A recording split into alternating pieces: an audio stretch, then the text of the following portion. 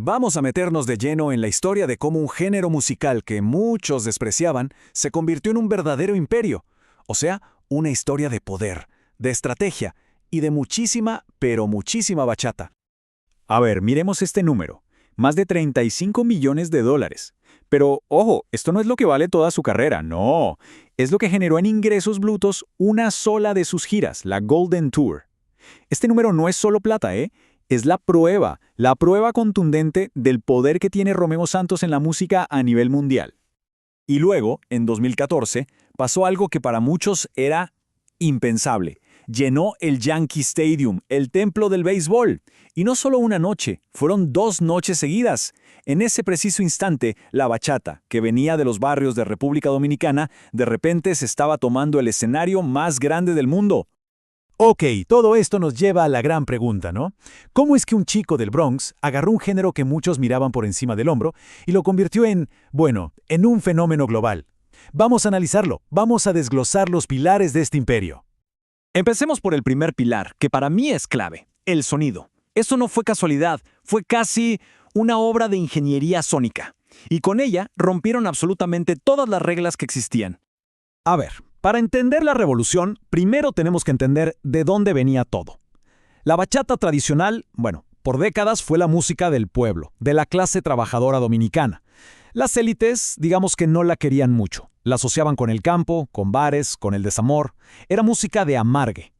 Y de repente, ¡pum!, desde el Bronx aparece Aventura.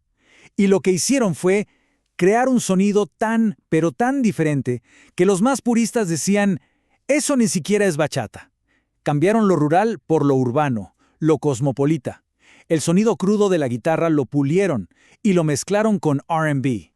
Y ojo, que esta mezcla no fue de casualidad. Fue una fórmula, una receta muy bien pensada. Agarraron efectos de guitarra como el chorus, que hace que la guitarra suene como si fueran varias, más grande, ¿no? Y el reverb, ese eco que le da como profundidad. A eso súmale bajos con todo el groove del funk, melodías de R&B y crearon algo que nunca se había escuchado. Pero claro, un sonido increíble no lo es todo. Para conectar de verdad con la gente necesitas una identidad, una marca. Y ese fue el segundo pilar, una marca que le hablaba a una generación entera que vivía literalmente entre dos mundos.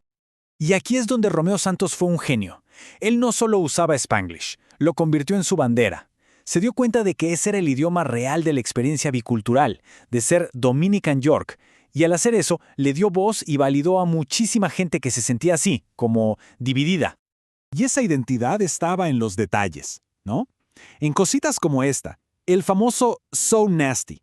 Soltar eso en inglés en medio de una bachata en español, se volvió su sello. Era la conexión perfecta entre esa onda callejera del Bronx y el sentimiento de la bachata. Ok, entonces ya tenemos el sonido y la marca. ¿Qué faltaba? El tercer pilar, la visión de negocios. Porque Romeo Santos no era solo un cantante, se estaba transformando en un CEO, un verdadero estratega. Miren esta línea de tiempo. Esto no es solo una carrera, es un plan de negocios. Al principio, con Aventura, aprendieron a los golpes sobre el control de su música. Después, ya como solista, ¿qué hace? Firma con Sony pero asegurándose el control creativo. Y el remate, se convierte en CEO de Roc Nation Latino, nada más y nada menos que con Jay-Z. O sea, pasó de artista a sentarse en la mesa de los que toman las decisiones. Y su modelo de negocio es fascinante. Se basa en una idea clave, la escasez artificial. Pensemos que hoy en día todo es inmediato, todo es ya. Bueno, él hace exactamente lo contrario. Te hace esperar. Pasan 3, a veces 4 años entre discos.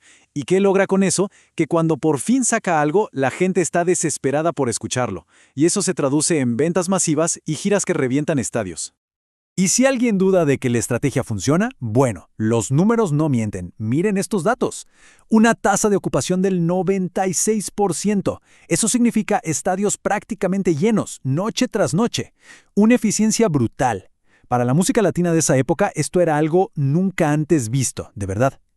Bien, el imperio ya estaba construido, pero faltaba un último paso, quizás el más importante: asegurar el legado, o sea, hacerlo inmortal.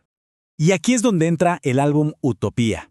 Esto no fue solo un disco, fue una jugada maestra, casi política. ¿Qué hizo? Juntó a todas las leyendas, a los pioneros de la bachata, Con esto no solo les rindió homenaje, lo que de verdad hizo fue callar a los críticos, consolidar su lugar y, en pocas palabras, recibir la bendición de los reyes originales del género.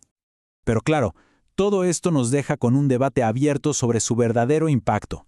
Por un lado, es innegable que rompieron todas las reglas y abrieron una puerta a un sonido nuevo, pero por otro lado, la verdad es que nadie que ha intentado copiar su fórmula ha logrado ni de cerca el mismo éxito. Entonces la pregunta queda en el aire: ¿crearon un camino nuevo para la bachata o fueron solo una increíble excepción a la regla? Y al final, toda esta historia del imperio de la bachata nos deja pensando, ¿no? En un mundo como el de ahora, con inteligencia artificial, con imitaciones por todos lados, donde cualquier sonido se puede copiar en segundos. ¿Cuál es el verdadero valor de una voz que es única, que es original? ¿El secreto está en la fórmula o está en el alma que la crea?